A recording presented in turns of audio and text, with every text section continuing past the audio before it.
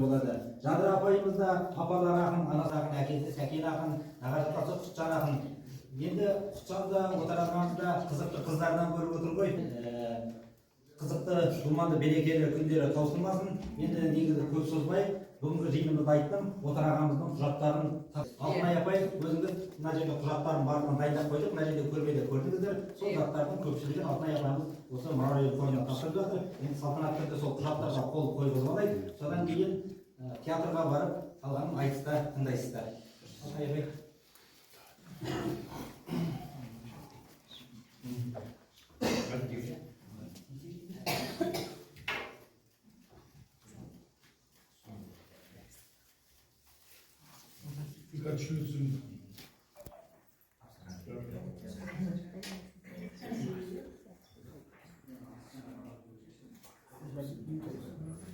Биыл өз жәдігерлерге байып жатырмыз.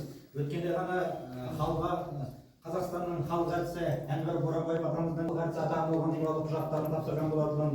Енді міне Отар ағамыздың да домбыралары, құжаттары